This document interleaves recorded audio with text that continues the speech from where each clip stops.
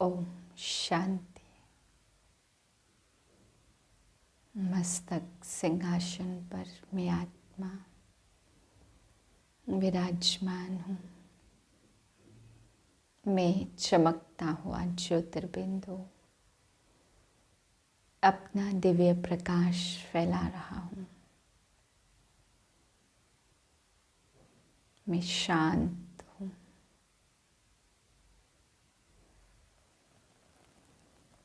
दस 11/2022 के महावाक्य हैं।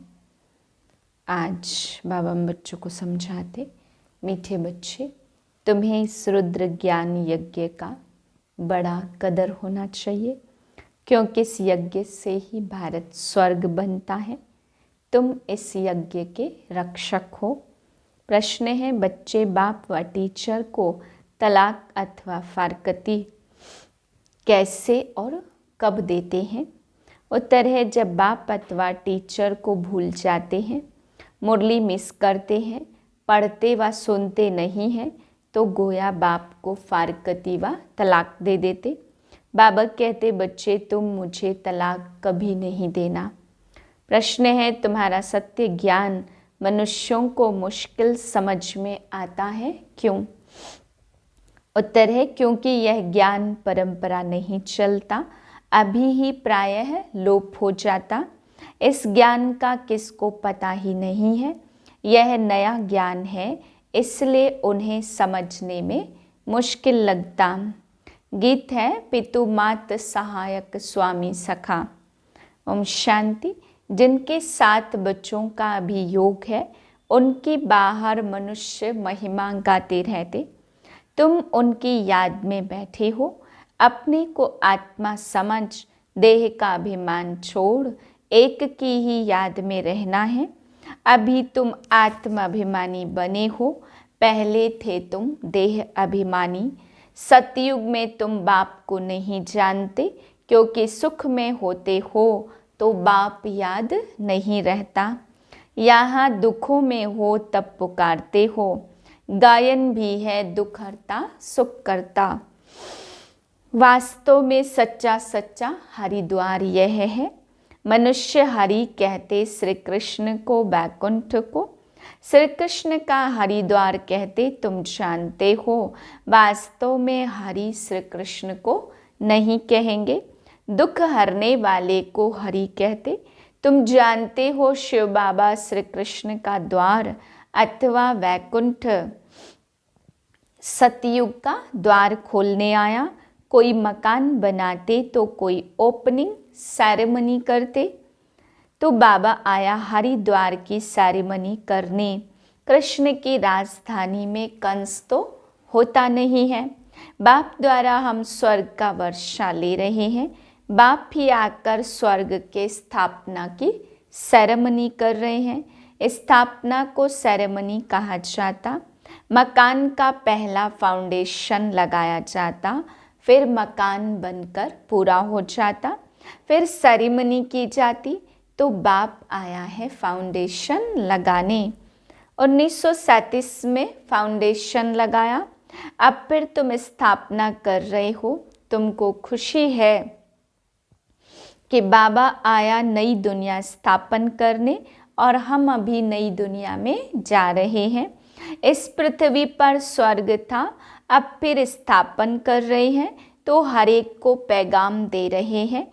धर्म स्थापक को कहा जाता पैगंबर। सच्चा सच्चा पैगाम मैं ही देता हूँ। मैं ही राजयोग सिखलाकर स्वर्ग की स्थापना कर रहा हूँ। बाप समझाते कि मैं वेद शास्त्रों से नहीं मिलता हूँ। यह सब भक्ति मार्ग के शास्त्र हैं। भक्ति मार्ग की बहुत सामग्री है। जन्म जन्मांतर से तुम भक्ति करते आए हो। अब ज्ञान सुनो। फिर सतयुग में ज्ञान नहीं सुनेंगे। ज्ञान कहा जाता ज्ञान अंजन सतगुरु दिया। सतयुग में अंधकार है नहीं जो भक्ति करे।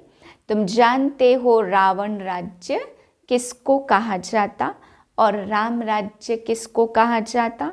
तुमको सारी रोशनी मिली है, क्योंकि बाप जगाते हैं। अब देखो दीपावली मनाते, उसमें दीपक कोई छोटे और कोई बड़े बनाते। अब यह छोटे बड़े दीपक जग रहे हैं ना, ज्ञान का घृत मिल रहा है। मनुष्य मरते हैं तो दीपक में घृत डालते रहते कि प्राणी अंधियारे में ठोकरें न खाए।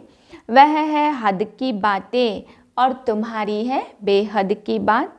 जब रावण राज्य शुरू होता है तो ठोकरें खाना शुरू हो जाती। अभी दिन प्रतिदिन अधिक ही ठोकरें खाते रहते। पहले एक की भक्ति करते, अब तो मनुष्यों की और टिवाटे की भी भक्ति करते रहते। भक्ति की बहुत सामग्री है। जितनी वृक्ष की सामग्री है, बीज से कितना बड़ा वृक्ष निकलता, भक्ति भी इतनी ही है। ज्ञान है बीज, यह सृष्टि अनादि है। साइंस वाले चंद्रमा में रहने की कोशिश करते, परंतु यह नहीं जानते कि साइंस से इस दुनिया का विनाश होना है। तुम कहेंगे यह सब ड्रामा में नूद है। कृष्णपुरी और क्रिश्चियनपुरी का आपस में कनेक्शन है, क्योंकि भारतवासियों को आपस में लड़ाकर कृष्णपुरी को क्रिश्चियनपुरी बना दिया। अब बाप कहते हिसाब लेना है तो इनको आपस में लड़ाकर माखन तुमको दे देते, अथवा तुमको विश्व का मालिक बनाते। यह आपस में लड़ेंगे जरूर। वह समझते हैं हम पहलवान और वह कहते हैं हम पहलवान। हम जीतेंगे, लेकिन सबसे पहलवान तो तुम निकल पड़े हो। तुम्हारी जीत होनी है। महावीर और महावीरनी कहा जाता। माया के तूफान तो बहुत आएंगे, परंतु कर्म में नहीं आना।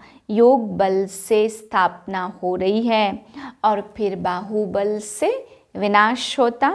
उठते बैठते चलते फिरते बाप को याद करना, इसको कहा जाता योग बल।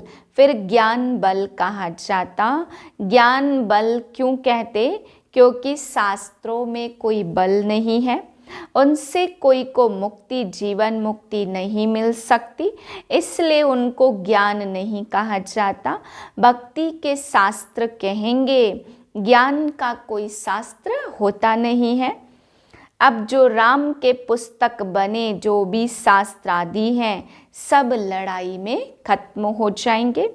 झूठी गीता सच्ची गीता सब खत्म हो जाएगी, क्योंकि सदगति मिल जाती है और सब मनोकामनाएं पूरी हो जाती। कोई कामना रहेगी नहीं। अब तुम 84 के चक्र को जानते हो। तुम अभी बेअंत नहीं कहेंगे, बेअंत कहते हैं नास्तिक। तुम रावण को जलाते थे, अभी रावण राज्य का विनाश होना है। तुमको अभी ज्ञान मिल रहा है और रावण राज्य ट्रांसफर होना है राम राज्य में। उससे पहले तुम जाएंगे रुद्रमाला में, और यह जो इस्लामी बौद्धियों की आत्माएं हैं, वह आधा कल्प मुक्ति में रहेगी। जब हमारी सतयुग की प्रारब्ध पूरी होगी, तब शुरू होगी भक्ति। फिर अपने देवता धर्म को भूल गए हैं, यह होना है जरूर। मिसाल बढ़ के झाड़ का देते हैं। बच्चे जानते आदि सनातन देवता धर्म का फाउंडेशन प्रायः लोप हो चुका है। सब धर्म भ्रष्ट, कर्म भ्रष्ट हो गए हैं। जब देवी देवता धर्म स्थापन हो, तब यह सब धर्म विनाश हो जाए। कहते भी है अनेक अधर्म विनाश और एक सत धर्म की स्थापना हो। यहाँ वर्षा पाने का तुम पुरुषार्थ कर रहे हो। जो धारण करेंगे कराएंगे, वह ऊंच पद पाएंगे। बाप कहते मुख्य बात जरूर धारण करो कि हमको निराकार बाप पढ़ाते, श्री कृष्ण नहीं पढ़ाते। चित्र भी बनाया, एक तरफ श्री कृष्ण का और दूसरे तरफ शिव का। पूछना है अब बताओ गीता का भगवान कौन। जज करो तुमको समझाने में बहुत सहज होगा कि गीता का भगवान श्री कृष्ण नहीं शिव है। तुमको मालूम है गीता का ज्ञान फिर से बाप दे रहे हैं। गीत में भी है गीता का ज्ञान फिर से सुनाना पड़े। गीत तो तुमने नहीं बनाए, बनाने वाले तो मनुष्य ही हैं, परंतु अर्थ को नहीं जानते। कहते हैं गीता के भगवान ने ज्ञान घोड़े गाड़ी में बैठ कर दिया। श्री कृष्ण के लिए कोई घोड़े गाड़ी थोड़ी आएगी। अगर श्री कृष्ण होता तो उनके लिए अच्छे ते अच्छी गाड़ी ले आई, बड़े बड़े धनवान आ जाए। यहाँ तो देखो अपनी मोटर शरीर भी नहीं है। श्री कृष्ण की तो बात ही नहीं। तुम भक्ति मार्ग में मेरा कितना मान करते, सोमनाथ का मंदिर बनाते। कोई एक मंदिर थोड़ी होगा, अनेक होंगे, फिर उन्हें लूटा भी होगा। तो सारी बेहद की हिस्ट्री ज्योग्राफी को तुम जान गए हो। ज्ञान है मन मना भाव, सच्ची सच्ची नंस तुम हो। क्योंकि तुम एक को याद करती हो। नंस को गले में क्रॉस पड़ा रहता, वह क्राइस्ट को याद करती, समझती क्राइस्ट था गॉड का बच्चा। क्राइस्ट की आत्मा गॉड का बच्चा थी। ऐसे तो सभी हैं। बाप आकर 3 धर्म स्थापन करते। तुम ऊंचे ते ऊंची ब्राह्मण चोटी हो, क्योंकि तुम ऊंच ते ऊंच विश्व की सेवा करते हो।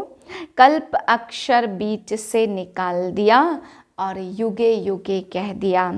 उनका नाम ही है पतित पावन। तो युगे युगे आकर क्या करेंगे? कल्प में एक बार आकर फिर पावन बनाकर चले जाते हैं। स्त्रियां पति को तलाक दे देती, वैसे हिंदू नारी पति को कभी तलाक नहीं देती है। बाप कहते मुझे तलाक मत देना। मुरली नहीं सुनते तो गोया बाप टीचर को भूल जाते। यह भी जैसे तलाक हो गया। कल्प कल्पांतर फिर नापास होंगे। मुक्ति चाहते हैं, कहते हैं दुख में सिमरन सब करे। तो आधा कल्प सुख और आधा कल्प दुख है। तुम तो कहेंगे हम ही देवता और हम ही क्षत्रिय हैं। तो हम सो का अर्थ भी कोई जानते नहीं है। खुद धारण कर औरों को धारण कराए तो अहो सौभाग्य। याद से ही विकर्म विनाश होंगे। कहाँ गंगा में स्नान करना और कहाँ योग में रह पावन बनना। बच्चों को यज्ञ के पैसे की बहुत कदर होनी चाहिए, क्योंकि इससे भारत स्वर्ग बनता। बाप है गरीब निवाज। गरीबों की पाई पाई पड़ेगी, तब वह साहूकार बनेंगे। स्वर्ग में हेल्थ वेल्थ हैप्पीनेस है। अगर हेल्थ वेल्थ है तो हैप्पीनेस भी है। अगर हेल्थ हो और वेल्थ ना हो तो हैप्पीनेस हो नहीं सकती। सतयुग में हेल्थ वेल्थ तो सदैव हैप्पी रहते, वहाँ कभी रोते नहीं हैं। तो तुमको भी यहाँ रोना नहीं है, परंतु माया के तूफान मुरझा देते। हेल्थ मिलती है हॉस्पिटल से और वेल्थ मिलती है पढ़ाई से। तो देखो मेरे बच्चे कितने गरीब हैं। 3 पैर पृथ्वी में हॉस्पिटल खोल देते, जहाँ से ही सबको हेल्थ मिलती। अच्छा मीठे मीठे सिक्के लधे बच्चों प्रति माता पिता बाप दादा का याद प्यार गुड मॉर्निंग। रूहानी बाप की रूहानी बच्चों को नमस्ते। हम रूहानी बच्चों की रूहानी बाप को नमस्ते। धारणा के लिए पहली पॉइंट, माया के तूफानों में कभी मुरझाना नहीं है, सदैव खुशी में रहना है। दूसरी पॉइंट, हमको निराकार बाप पढ़ाते इस नशे में रहना है, इस झूठी दुनिया में कोई भी कामना नहीं रखनी है। वरदान है, हर रोज की मुरली के साधन द्वारा व्यर्थ को खत्म करने वाले पास विद ऑनर भाव। हर रोज की मुरली मन को बिजी रखने का साधन है। मुरली की कोई भी पॉइंट पर मनन करते रहो तो मन बिजी रहेगा और व्यर्थ स्वतः ही खत्म हो जाएगा। मन को मनसा वाचा और कर्मणा में, सेवा में इतना बिजी कर दो जो व्यर्थ संकल्प आवे ही नहीं, तभी फाइनल पेपर में पास विद ऑनर हो सकेंगे। अगर व्यर्थ संकल्प का अभ्यास होगा तो समय पर धोखा खा लेंगे। स्लोगन है, प्लान को प्रैक्टिकल में लाने के लिए बालक और मालिकपन का बैलेंस रखो। ओम शांति।